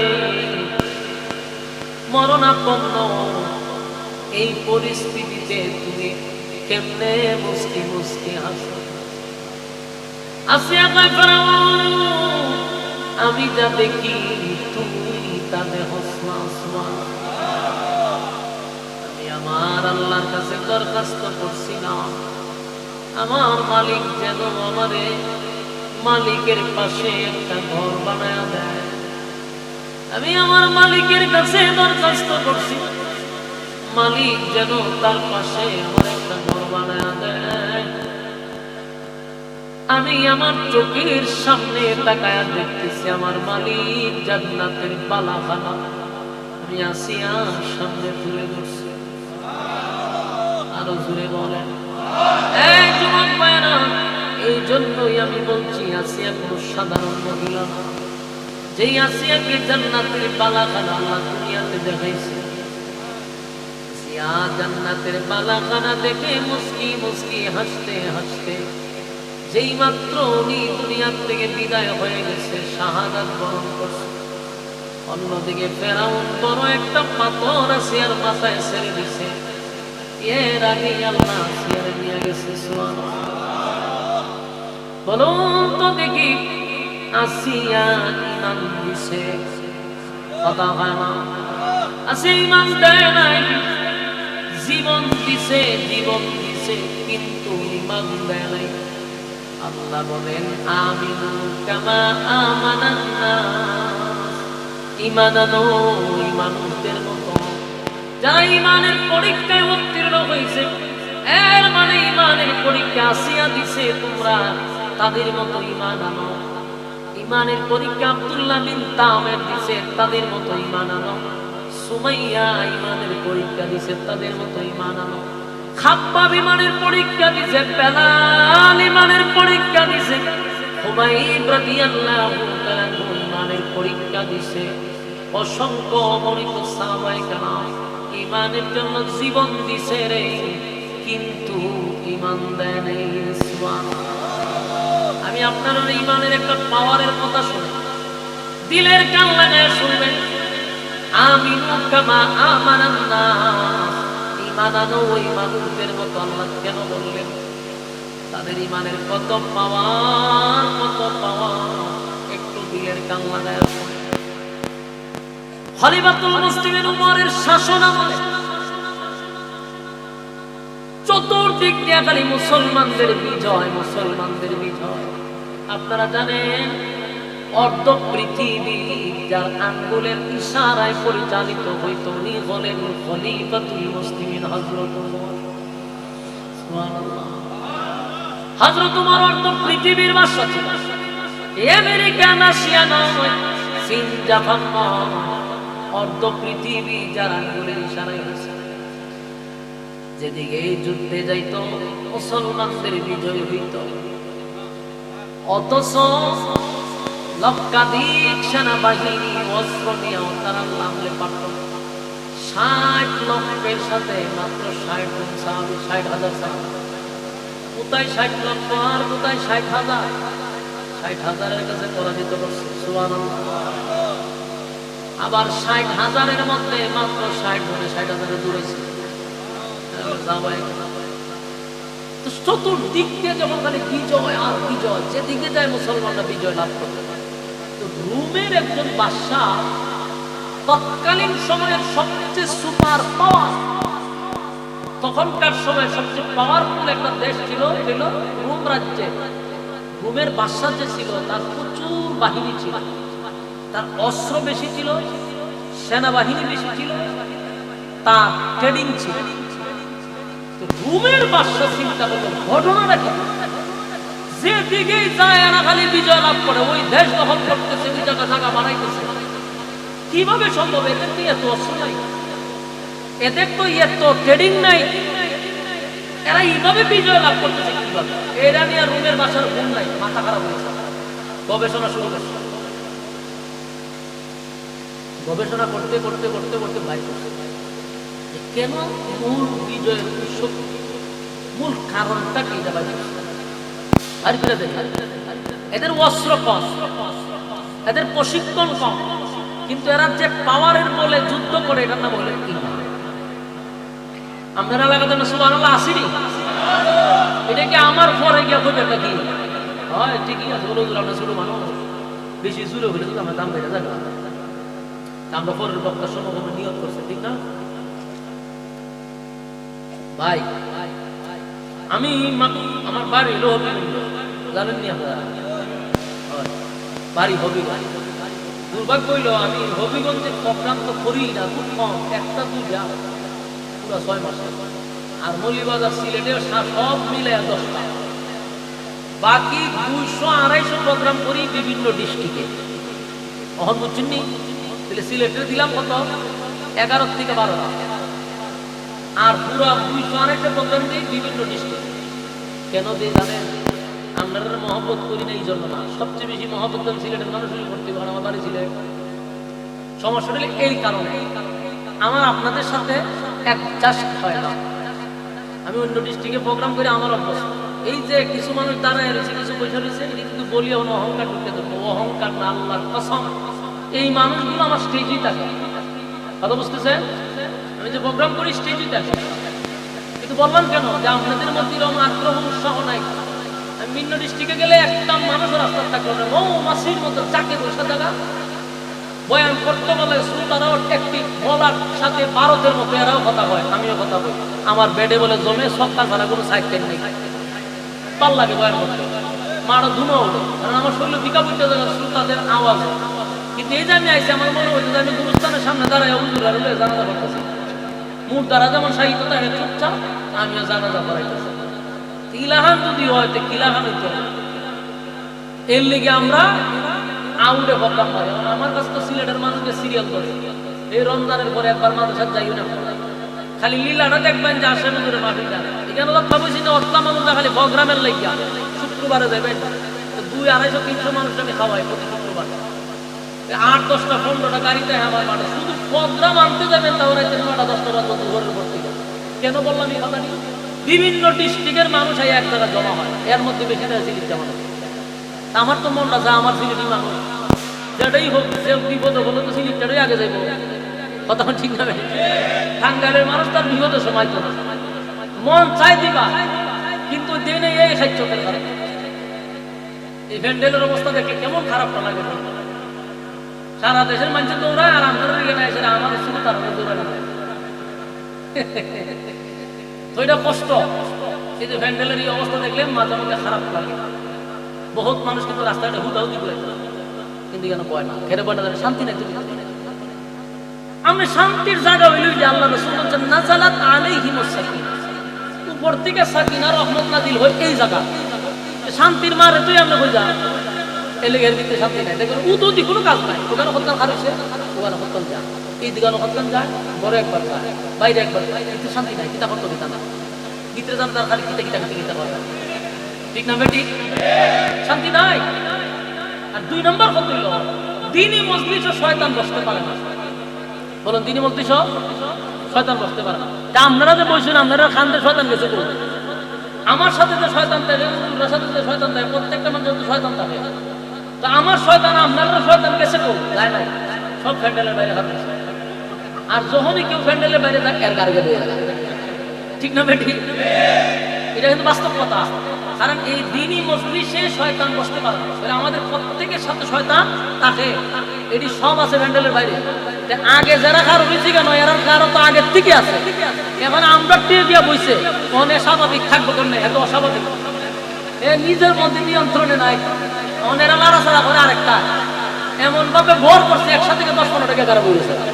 অনেকবারই গেল না, একবার জীবন না, একবার বলে না, একবার দেখা না থাকলেও ঘুরে দোকানে নিজের মধ্যে নাই তো, সে নিজে চলতেছে না। এর কি জানা সবাই নিজে হয়ে যাবে। এর লেগে দইরা হোক, দইরা খালি ফু দিবেন, দইরা তাপায় তোপায় আনে, বসাবেন আর ফু দিবেন সব জায়গায়। চিন্তা করছেন একটা মাহফিল বছরে কি বেড়ে দিল? খালকে মানুষ আবার মাহফিল হইব না কেন? তো বছরে কয়দিন? একবার। বছরে একবারও যে লোকটা ওয়াজ মাহফিলে বইতে পারলো না, এর মতো কপাল পোড়া কেন এলাকাতে আছে? কথা কই না? এই হলো সবচেয়ে বড় কপাল পোড়া। ওই যে দোকান ভাড়ে এখানে এখানে আড্ডা মারে। বেটা তুই আড্ডা তো খালকো মারতে পারবি যদি তোর আজরাইলে সিফাতা না ধরে। আর আজরাইলে তোর সিফাতা দূরে লে জায়গা, আল্লাহ নাম করে দূরে লে জায়গা। আর যদি তুই বাচ্চা থাকস, খালকায় তুই আড্ডাটা মারতে পারবি, দোল ফোটাও করতে পারবি, কিন্তু বাচ্চা থাকলেও তো খালকে এখানে বসতে পারবি না। কথা বলে নাকি? উচিত কি ওই ফ্যান্ডের মধ্যে আটকে হয়ে দেন না, একজন দুতালাত থাকবে। হ্যাঁ, কত আনন্দ তার, আর আমরা দুতালাত আছি। যতই কোন কাম হইতো না, কারণ অস্বাভাবিক নিজের মধ্যে নাই তো থাকতে। আমরা নিজের মধ্যে আছি, আমরা এদিকে তাকাই। এরা যাইবার সময় সবাই ফুল দিয়া যাবে, আবার আপনার একটা আপনার মধ্যে দেখা করবো, একটা এর মধ্যে যাবো, দেখবেন অস্বাভাবিক। তখন বইবে আফসোস করবো যে আমি তো নিজের মধ্যে আসলাম না। সম্মানিত শুধু কথাটা মনোযোগ দিয়ে শোনেন তো। রুমের বাসায় চিন্তা করে দেখলো এদের যে পাওয়ার, এগুলো ইমানের পাওয়ার। বলুন কিসের পাওয়ার? এরা ইমানের পাওয়ারে গোটা পৃথিবীটা এরা জয় করতেছে। রুমের বাসা করে এরা ইমানের পাওয়ার কতটুকু, আমার একটা পরীক্ষা করার দরকার আছে। তখন তার বাহিনীদেরকে বললো, মুসলমানদের যেখানে পাইবা জীবিত আমার কাছে নিয়ে আসবা। তোমরা যখন মুসলমানদের সাথে যুদ্ধ করবা, তখন একটা গ্রুপকে জীবিত আমার কাছে নিয়ে আসবা, আমি ইমামের একটা পরীক্ষা করবো। তো রুমের বাদশার যে বাহিনী, এরা যে কোনোভাবে আল্লাহর কুদরত 15-16 জনের একটা গ্রুপকে জীবিত ধরে নিয়েছে বাদশার কাছে। বলুন বাদশা কেন আনছে? এটা মাথায় রাখবেন, কি করার জন্য? ইমানের পরীক্ষা করার। এরা আনছে না, সেরা এক জায়গায় বসেছে। বসে বাদশা বললো, তোমাদের মধ্যে লিডার কে? না আমি।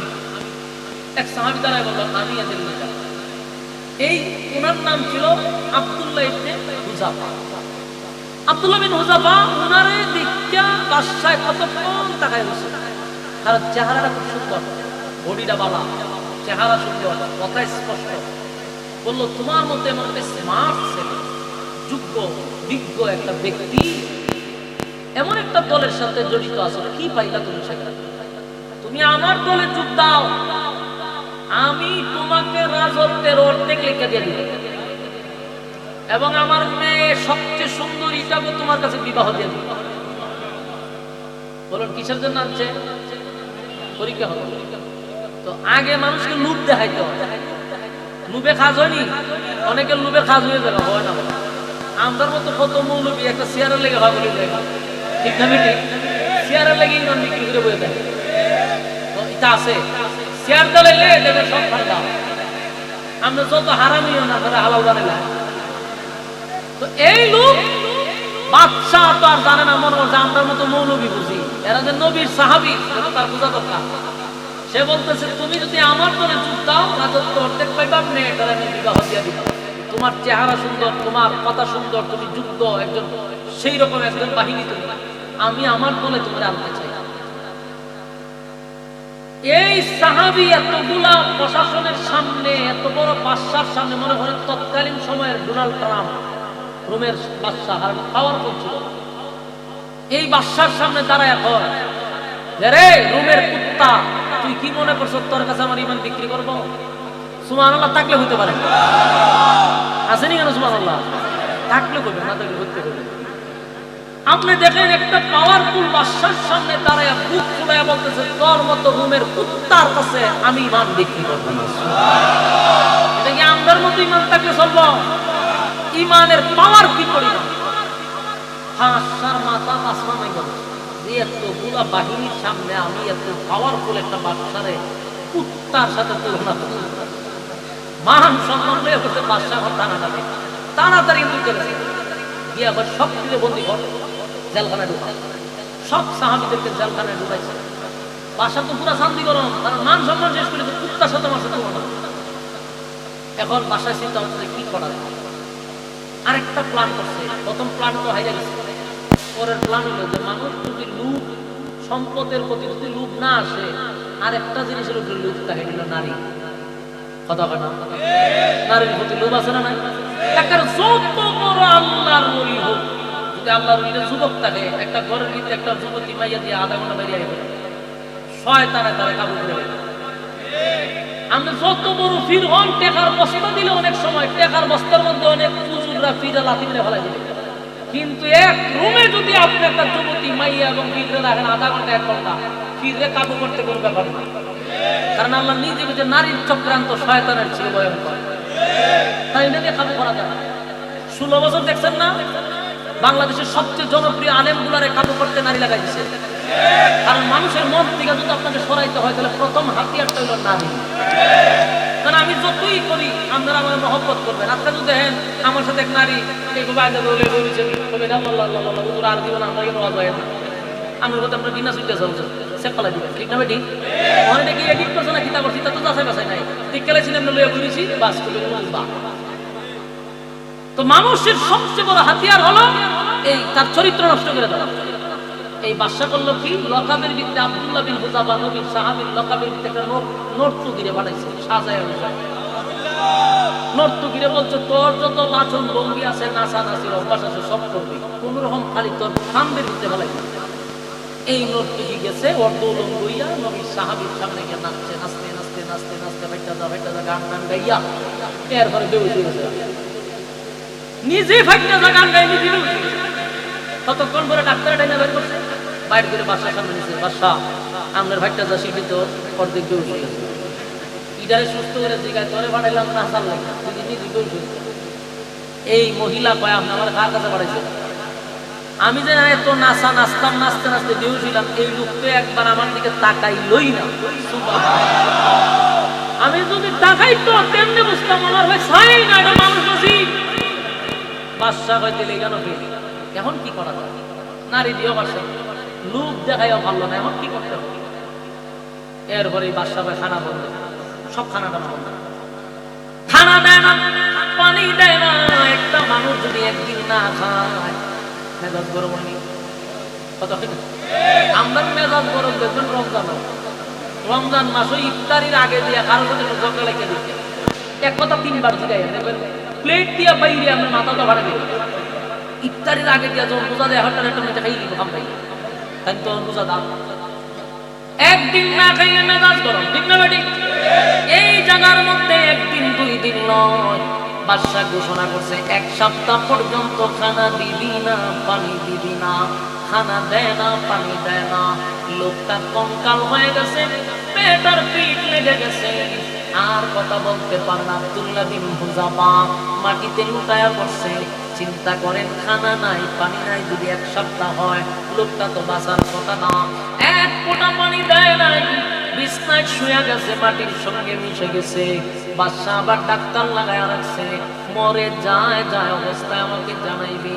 ডাক্তার ঘোষণা দিল বাদশা যদি আজকের ভিতরে রোগী এই লোকটাকে খাবার না দেওয়া হয় মারা যাবে।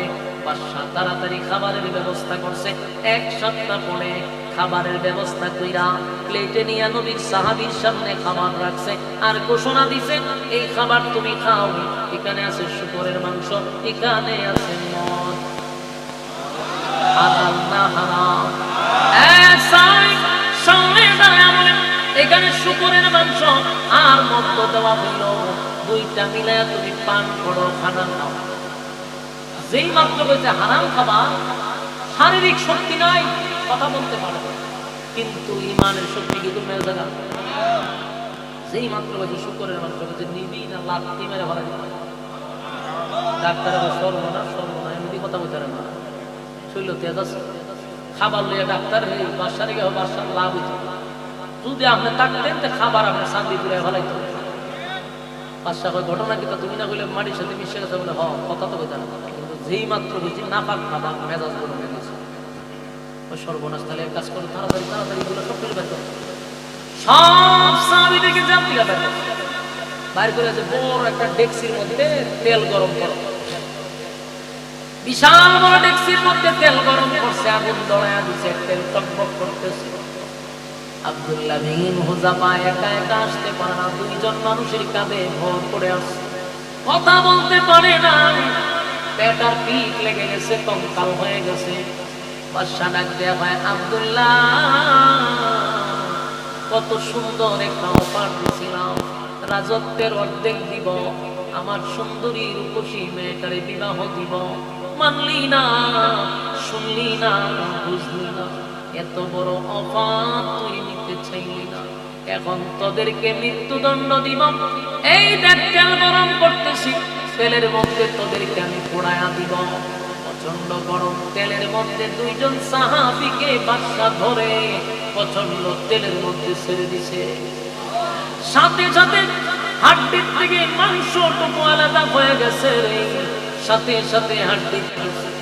আব্দুল্লাহ বিন হুযাফারে কয় দেখছো, এখন তোমারে ফলানো হবে, এখনো সুযোগ আছে, সময় আছে, তুমি যদি আমার অফারে রাজি হয়ে যাও, আমি এখনো তোমার রাজত্ব লিখে দিব, এখন আমার মেয়েটাকে বিবাহ দিব, তোমারে আমি ডাক্তার দিয়া সুস্থ করে দিব।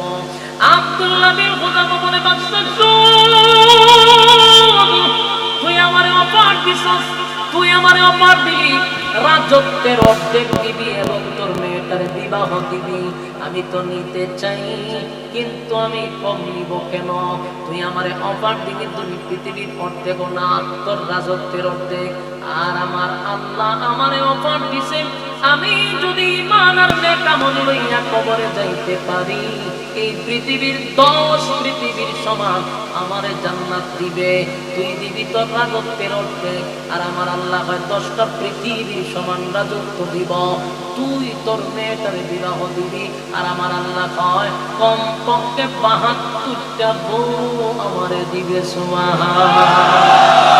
আমি ঈমান বিক্রি করলে রাজত্বের অর্ধেক পাবো, আর ঈমান লইয়া কবরে গেলে আমি পাবো 10 পৃথিবীর সমান।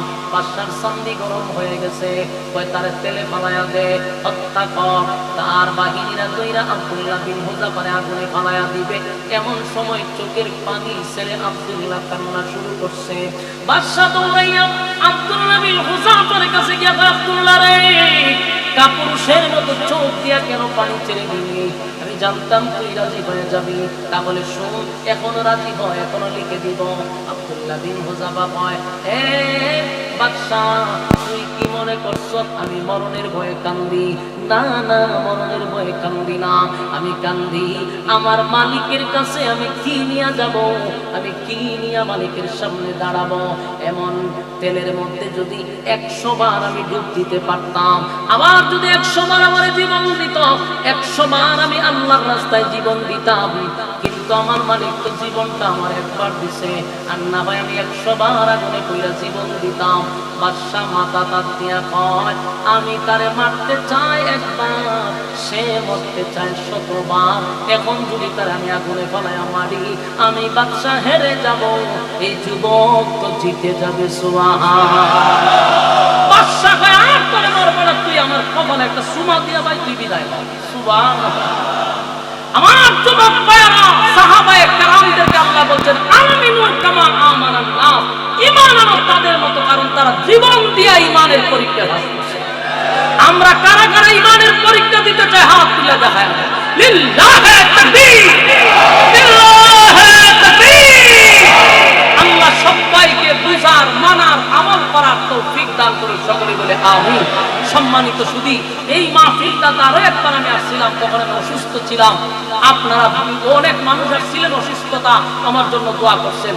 আজকেও আপনাদের এই মাহফিলে কর্তৃপক্ষ আমাকে দাওয়াত দিছে, দর্শক এই গ্রামবাসী যারা আমাকে দাওয়াত দিছে, অত্যন্ত বিনয়ের সাথে, অত্যন্ত ভালো ছেলে, এখানকার যে যতগুলো যুবক আছে সংগঠনের অত্যন্ত অমায়িক এবং ভদ্র। আল্লাহ তাআলা এই যুবকগুলোকে দিনের খাদেম হিসেবে কবুল করুন, তাদের হাত ধরে এলাকাবাসীটাকে আল্লাহ তাআলা এক নাজাতের উসিলা করুন, সকলে বলে আমিন। সবার কাছে দোয়া চেয়ে বিদায় নিচ্ছি। আসসালামু আলাইকুম ওয়া রাহমাতুল্লাহি ওয়া বারাকাতুহু।